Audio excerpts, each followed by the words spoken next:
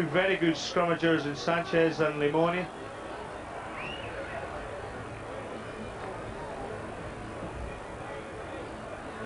There is the man, Lemoyne. There's a heavy weight of expectation on him from Uruguay. They think that he may well be the pioneer for many more to follow him into professional rugby.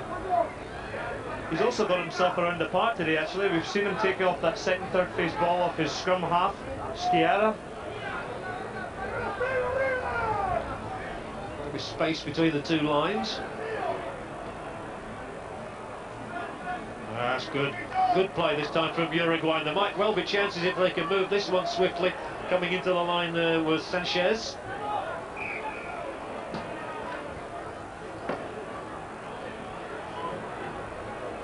Well, it's not free-flowing rugby. It's interesting because the Spanish, you feel, are just hanging on a little bit at the moment. Well, there's good defence as well. They put the pressure on there, and Combs obviously, Sanchez spilled the ball there out the tackle, so possession onto Spain.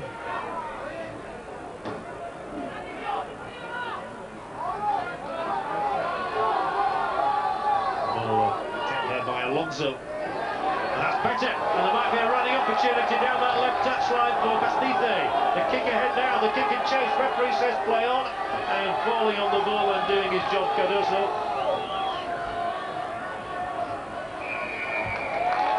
Penalty given. Well, this is their opportunity now. And has lifted the Spanish contingent just in front of us.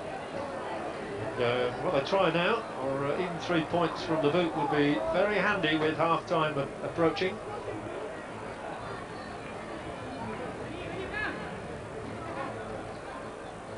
I think Alberto Malo again says, come on, take the points. Interestingly enough, we actually saw the Uruguayans kill ball off the first ball there, and Kovalenko slotted the first points of the game. When Uruguay killed the ball, they killed the ball there again. Malo talking to his players. He commands enormous respect. In fact, you probably know this, Scott. His own hero was John Jeffrey. He is an outstanding character. I've actually played and met him many times. A great fan of the Hong Kong Sevens. Has played in the Hong Kong Sevens for a number of years. And actually, about 9 years ago, he had a spell in New Zealand, learning his trade out there with Manawatu. So a hugely experienced character. And he's actually got hands the size of frying pans. He's a great inspiration for Spain, and at 35 years of age, he's getting around the park as well. Kovalenko has been pretty quiet in the loose play so far, but he can win a match with his boot. He's a very good kicker. I saw him play against Scotland in the qualifying competition back in December last year, and he certainly is a good kicker of the ball.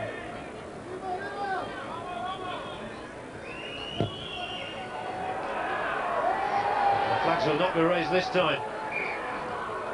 He's a former soccer player too in the Ukraine. Turned to rugby at quite a late age. He's been in Spain for the last 6 years.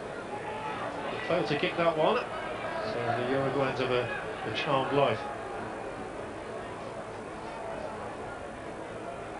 Aguirre gives a signal. Cleverly done. Nice little ploy that. It's those giant hands that you call frying pans that are there. Another great shove by the Uruguayans. So definitely using their superior weight to advantage now.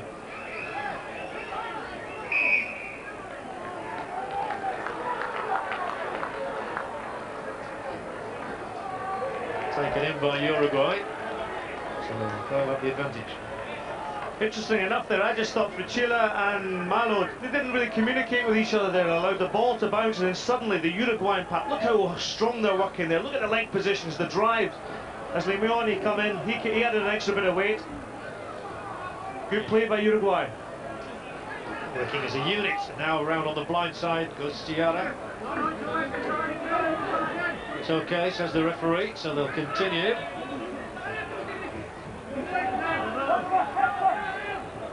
To the 20-metre line.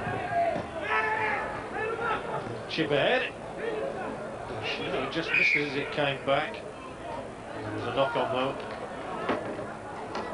Well, Skiara should have kept that in the hand there. He gave away possession there. Good pressure again from the Uruguayan 8.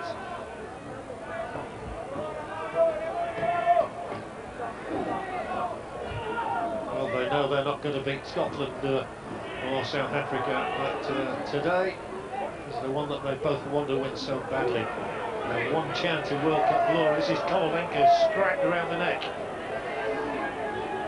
He needs support. And it comes to the fair-head figure of Enciso. Finds an excellent touch. So 10-3 it is, Uruguay in front with 5 minutes of the half remaining, plus whatever time he's added.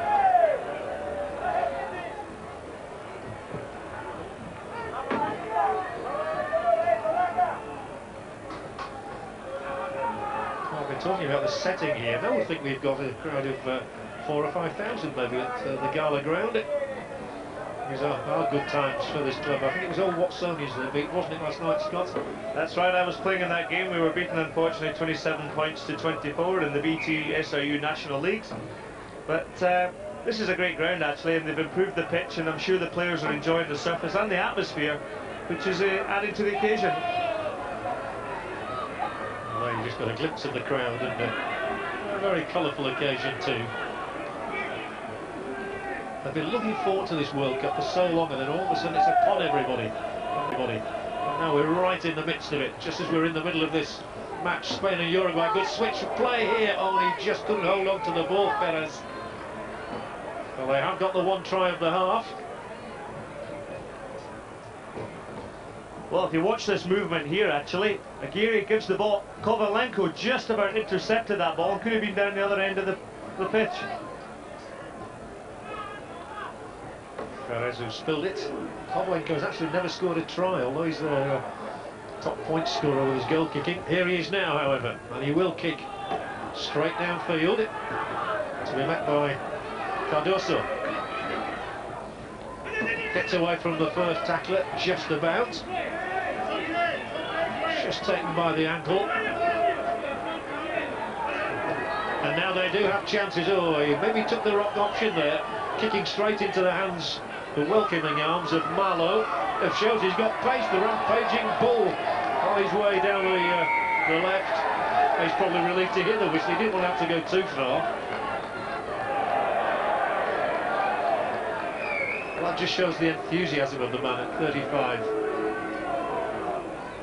He really is quite a character. He's got huge experience, as I mentioned earlier on, playing the Hong Kong Sevens, but that's good body positioning, protecting the ball well there. Great camera work just to show you how he positioned himself there in the contact situation. Made his debut 14 years ago against Poland.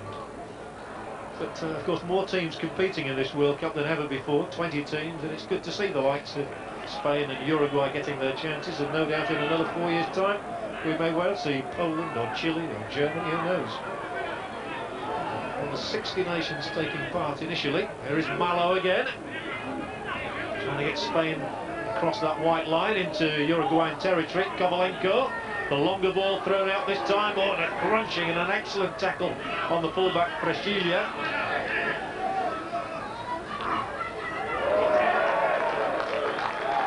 And he runs straight into Omachea. Oh, the interception. Was by Sanchez. Uruguay trying to move the ball more swiftly. Sometimes it's very difficult for a referee to spot all these infringements. So much for him to think about. One of the problems is when you get players collapsing onto the ground, that's where we get the contact in the difficult situations. Great interception there, though, by Sanchez, stopped the Spanish attack. I'm just trying to see here where the penalty was actually committed. It's not clear, though, but this is what happens, is that when you get the tackler going onto the deck, you're followed in by 2 or 3 others. Suddenly, we can't release that ball. And there hasn't been too much second or third or fourth phase ball from either team today. And as we've seen from the tactics of the Uruguayan team, they are quite content actually keeping it in the forwards, rumbling off the lineouts, driving play off scrummage ball, I mean, I've really seen very little open back play in this game so far. I think that may be attributable to the fact that both of them do regard it as their cup final. They don't want to make mistakes. This is the one they want to win. They know it's the only one they can win. Good kick from Kovalenko.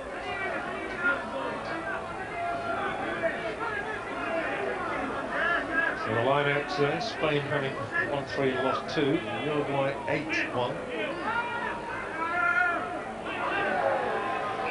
He got into the line, did Panizza, but means that the penalty is awarded Spain's way.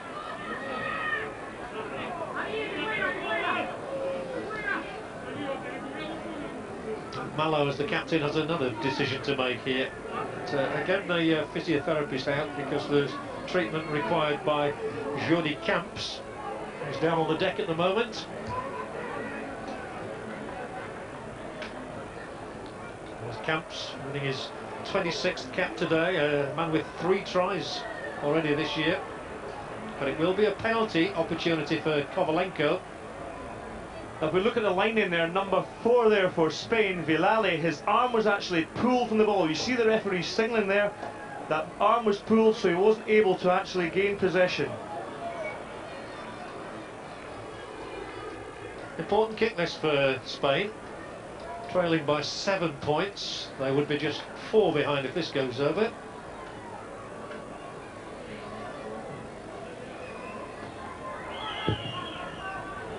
Spinning high and spinning straight through the middle. Excellent. Didn't kick the last one, but he's kicked this one okay. 2 out of 3 for Kovalenko. Well, I would suggest that's a crucial kick at this stage of the game. Absolutely nailed this one between the sticks. Good kick, Kovalenko.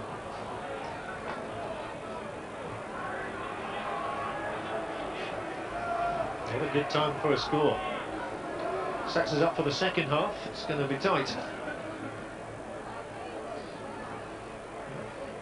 Well, the intent and a bit more war paint going on in the crowd. We'll wash it off again in another 50 minutes or so.